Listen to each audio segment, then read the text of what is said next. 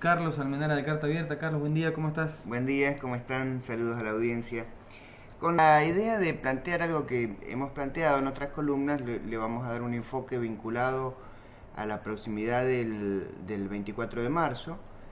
Eh, es una fecha importante en la historia argentina, se conmemora el Día de la Memoria, la verdad y la justicia, y la verdad que en este tiempo estamos avanzando precisamente en verdad y en justicia, paulatinamente, pero estamos avanzando en verdad y justicia, y esto es muy importante. Recordar el 24 de marzo de 1976 como un día importante, trascendente para la historia argentina en sentido negativo, el día en el que irrumpe formalmente la dictadura más siniestra, más trágica de la historia argentina.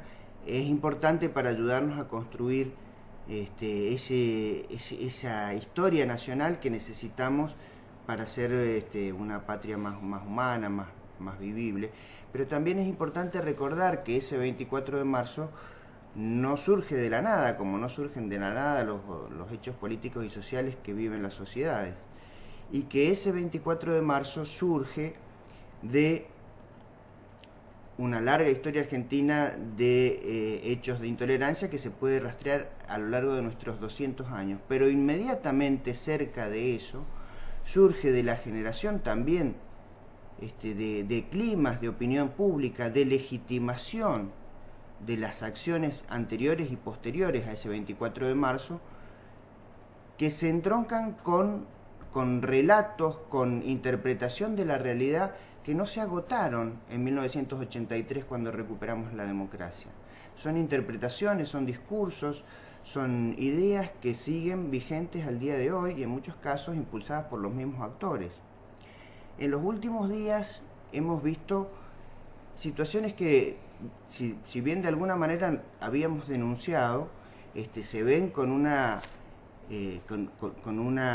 nitidez y una desfachatez notable. Por ejemplo, el macartismo que sufre Axel Kicillof en la tapa de La Nación. Una nota muy comentada donde lo tratan de marxista y judío en la tapa de La Nación a Axel Kicillof. Ese tratamiento en la tapa de La Nación es claramente discriminador y xenófobo, nadie se puede equivocar sobre eso. Y ese discurso, que si bien no es nada nuevo en realidad, lo vienen haciendo hace mucho tiempo, pero en esta nota se muestra de modo descarado, ese discurso es el mismo discurso que derivó en el golpe de Estado del 76 y en los comportamientos de los grupos de tareas, de los torturadores y de los secuestradores que coparon la vida nacional en esos años. Por ejemplo, yo recordaba, porque además muchos actores también son los mismos, los que dicen estas cosas no vienen de la nada, vienen del pillaje en buena medida originario de esos tiempos. Por ejemplo, en algún momento en esta columna hemos recordado cómo torturaban a Lidia Papaleo de Graiber para hacerle firmar la transferencia de las acciones de Papel Prensa, cuyos beneficiarios debían ser La Nación y Clarín. Cuando la torturaban a Lidia Papaleo de Graiber, se ensañaban especialmente con ella y la trataban de impura. ¿Por qué era impura? Porque se había casado con un judío que era Graiber. Y es sabido por los torturados y por todos los testimonios que nos han llegado que la tortura era especialmente dura con los judíos. Este componente antisemita no lo desconoce La Nación, que ha sido beneficiario de la dictadura y opera sobre los mismos ejes, con los mismos discursos que operó en su momento. Lo viene haciendo sistemáticamente, pero en este momento lo muestra de modo descarado, ya sin ningún prurito, sin ningún temor. Me parece que en este festejo del 24 de marzo es muy importante recordar esos hechos de nuestra historia, pero también ponerle el componente de actualidad, es decir, conmemorar y hacer un consenso en torno a la política de memoria, verdad y justicia implica condenar esos hechos, condenar esos discursos de La Nación, esos discursos de Clarín, que siguen siendo discriminatorios, que siguen siendo macartistas, que siguen siendo xenófobos. Y si no recordamos eso, me parece que no estamos haciendo honor a esa historia que tenemos que construir. Y con una intencionalidad política también, ¿no? Por supuesto, claro. Justifican todo en términos de desgastar al gobierno, pero no es desgastar al gobierno. Por ejemplo, grupos, partidos que se dicen de izquierda, no han repudiado ese ataque a Kicillof. ¿Ustedes han visto algún repudio? Yo no he visto ningún repudio. ¿Cómo se puede decir, además de una herencia histórica supuestamente de izquierda, cómo no se puede estar alerta ante eso? Cuando la izquierda es la primer víctima de cualquier ataque de estos grupos. Bueno, recordar el 24 de marzo requiere no solamente hacer todos los actos, los ritos pertinentes, sino además participar y operar en la acción cotidiana de estos días de modo coherente con esos ritos.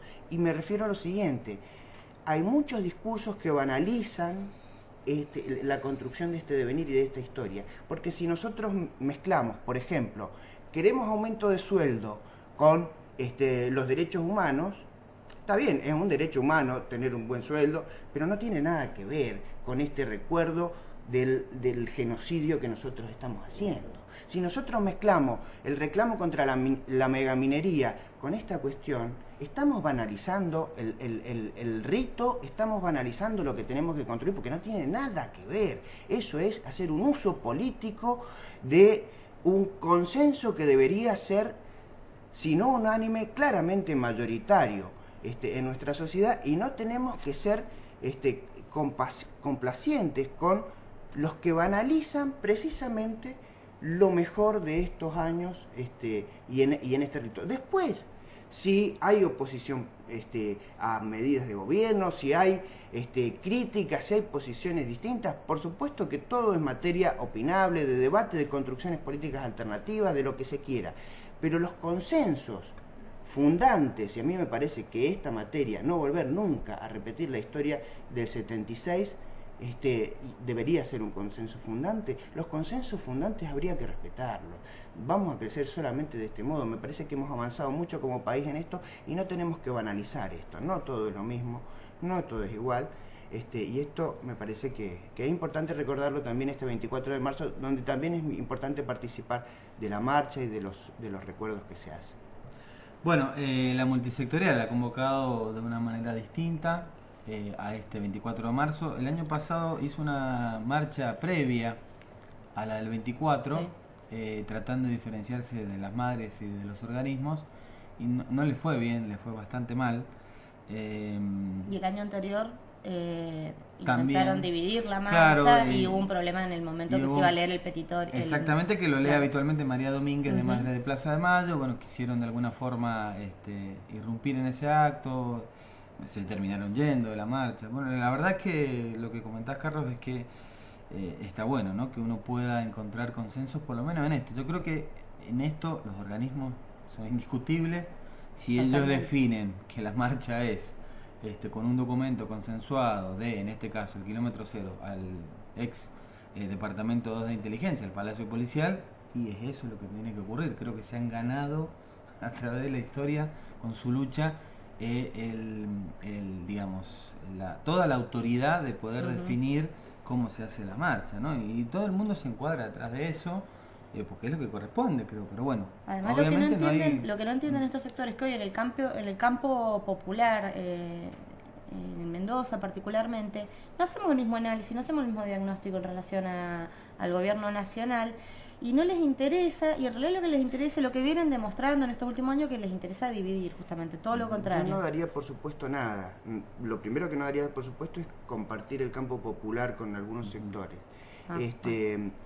Pero lo que sí apelaría es a convocarlos, porque estas causas necesitan de todos, pedir una reflexión. No banalicemos este rito que estamos construyendo y que tiene que ser constitutivo de nuestro futuro. Nunca más ese salvajismo. Y eso, lo demás, podemos diferir, podemos discutirlo, pero esto respetémoslo, porque la lógica de no respetamos nada es compleja, la venimos viendo con la oposición al gobierno, sobre todo los grupos concentrados, donde no respetan la democracia, básicamente, donde atacan de modo destituyente. Bueno, pero debería haber consensos que respetemos, si no, me parece que no avanzamos como sociedad. Carlos, muchísimas gracias. No, gracias a ustedes. Que tengas buena jornada. Carlos Almenara de Carta Abierta con nosotros.